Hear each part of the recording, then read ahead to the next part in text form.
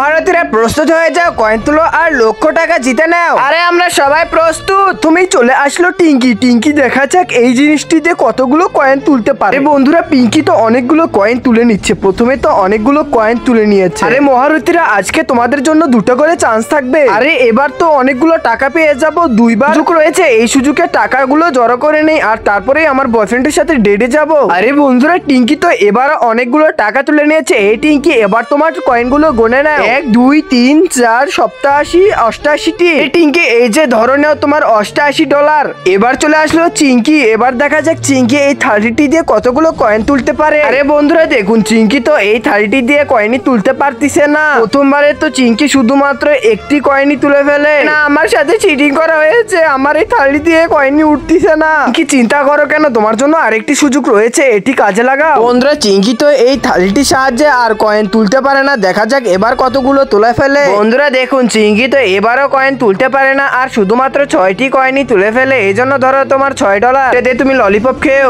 এবার চলে আসলো রাজু। আরে দেখো এগুলো সব কয়েনই আমি তুলে ফেলবো এই কোদালটি দিয়ে। আরে প্রথমবারই তো অনেকগুলো কয়েন তুলে ফেললাম আমি। এবার দেখা যাক কতগুলো কয়েন তুলতে পারি। আরে বন্ধুরা এবারও তো আমি অনেকগুলো কয়েন তুলে ফেলেছি। এবার এই কয়েনগুলো গণা যাক, দেখা যাক কতগুলো কয়েন পেয়েছি আমি।